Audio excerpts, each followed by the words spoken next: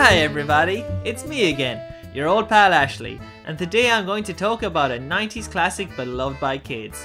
The Simpsons! Season 1 of The Simpsons to be exact. It's full of ugly character designs, terrible pacing, and animation that can only be described as trying its best. To be fair, the wonky animation and designs are the only reason to ever go back to the first season. If you've nothing better to do, you could do much worse than a Southern Comfort fueled binge of Season 1. It is a wild, ugly ride, animated by the masters of ugly animation, Klasky Csupó.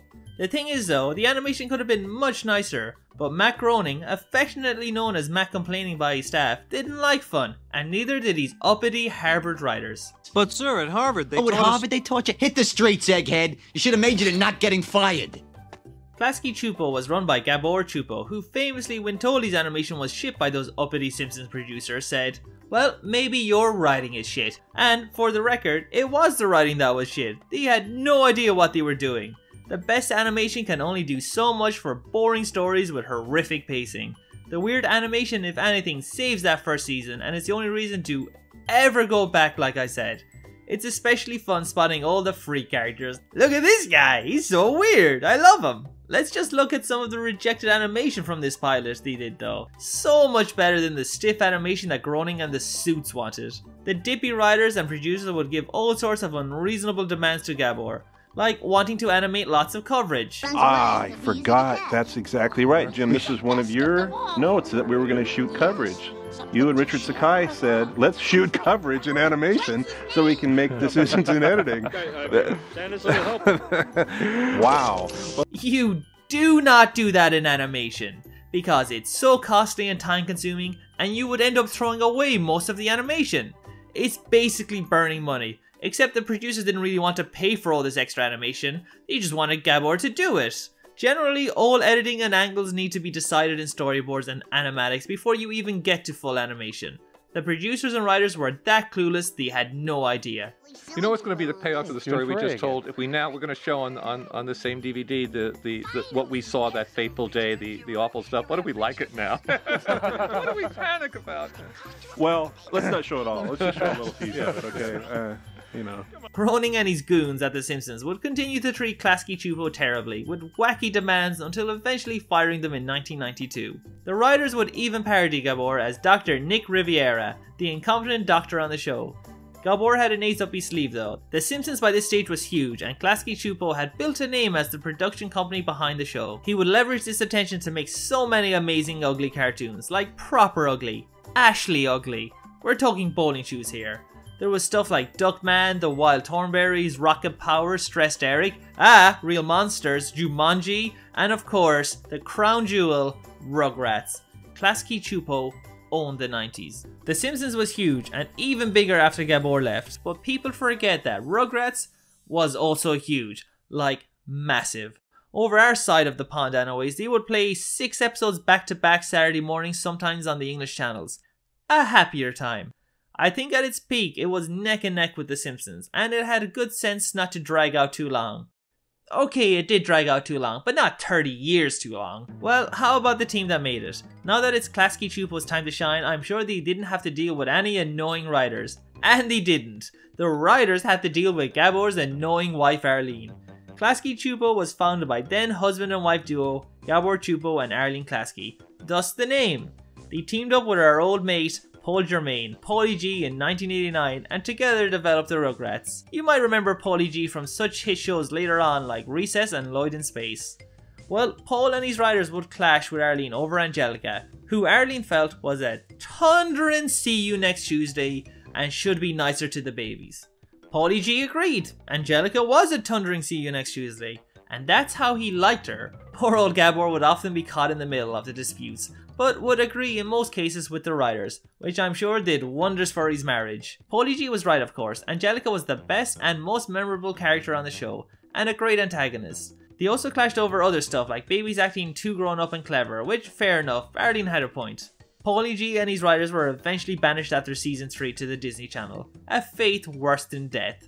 Well, now that we got all the juicy office gossip, rumor and innuendo out of the way, let's crack open this pilot. Tommy Pickles and the Great White Thing was an unaired pilot finished in 1990, but not released to the public until well over a decade later.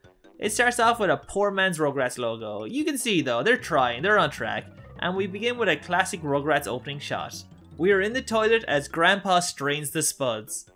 A bold choice to start the show for sure.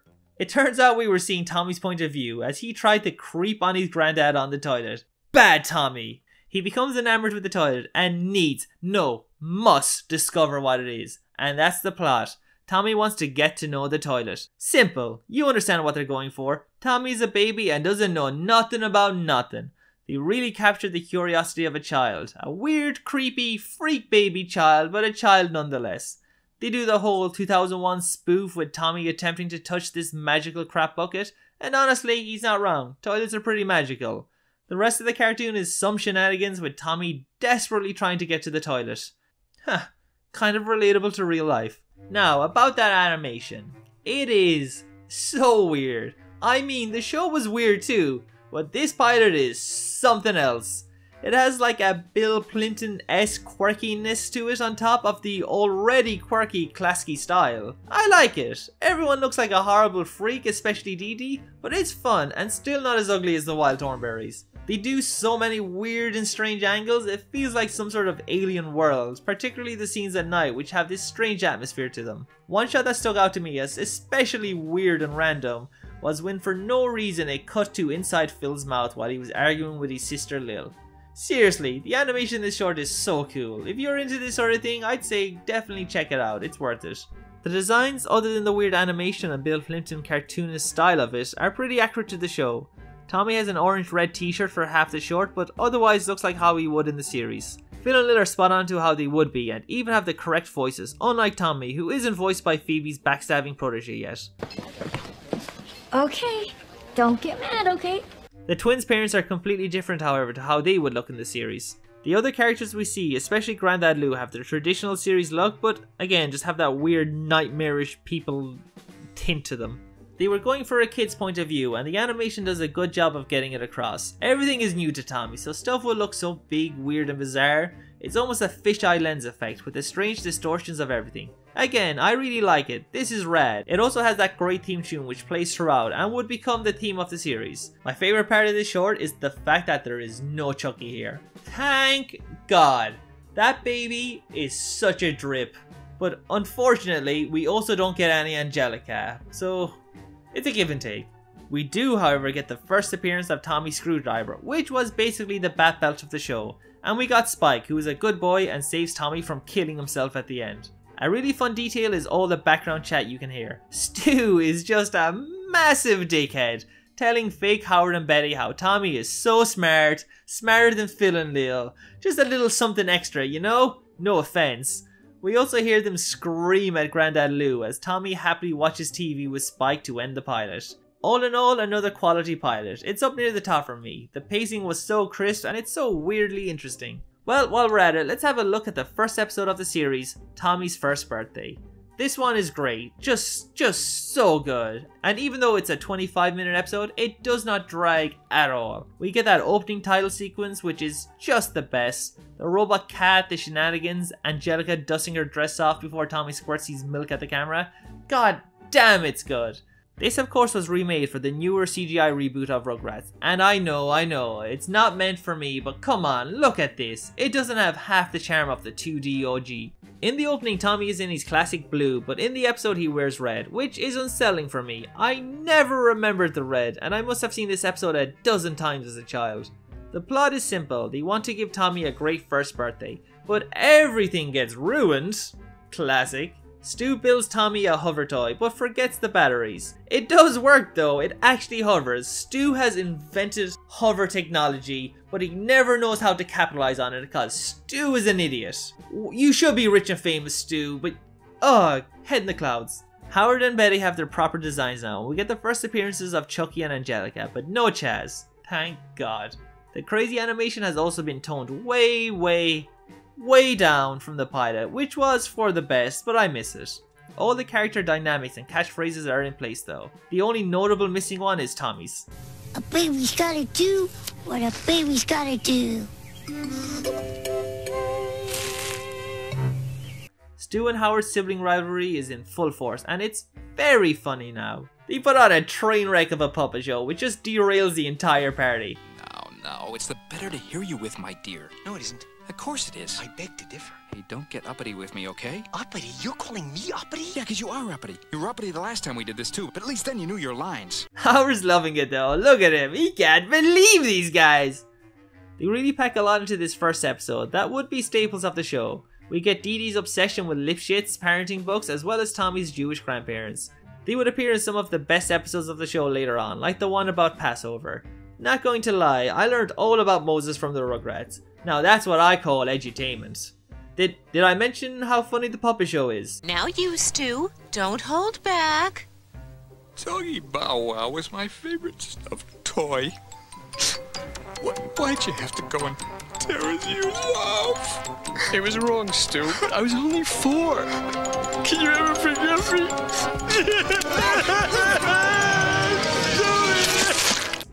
It's fucking funny. You're probably wondering, what are the kids up to during all these adult shenanigans? Well, Tommy's on a quest to eat dog food and convinces the others to join him. Even Angelica, who though mean isn't her usual nasty self here. She's one of the team mostly and pretty laid back. Now, I'm not one to judge poor parenting, but someone needs to seriously call child services here. For someone obsessed with being a good mom, Dee Dee is constantly neglecting and even completely forgetting Tommy is in the room. He is always escaping and nearly getting killed. He was a very premature baby. You would think she would be a bit more attentive. Stu is no better, he's worse. Constantly tinkering away making dangerous toys for an infant. The most time he's ever spent with Tommy was when he fell off the roof and thought he was a baby too. Okay, maybe I'm being a bit too harsh on them. I mean, it's not like they were ever so neglectful that Tommy was kidnapped for a whole day and they never noticed. God, imagine. Seriously, why do the other parents trust them with their babies? I wouldn't trust them with my dog. I don't even trust them with Spike. Anyways, as you can guess, the babies finally tried the dog food and all spit it out. Except for Lil. Oh Lil. The parents are shouting and arguing, and as is tradition in this show, do not notice the kids doing dangerous stuff. They only finally pay attention when the Rugrats start barking and acting like dogs. A ridiculously cute finish. Well, that's it for my look back at this amazing 90s classic. And I think the quality of this first episode proves that the problem with Simpsons was its writing, because this has great writing and great animation and was all Klasky Csupó. The show would continue on a long time, getting 3 movies and a few spin-offs. Most famously All Grown Up, which had a backdoor pilot on the show, so maybe I will have a look at that someday. After all, an Ashley's got to do what an Ashley's got to do. Boy, I sure did say a thing or two about a thing or two. Who knows what I might say next? Could be something good. Only one way to find out, and that's by liking and subscribing. Go on, you know you want to.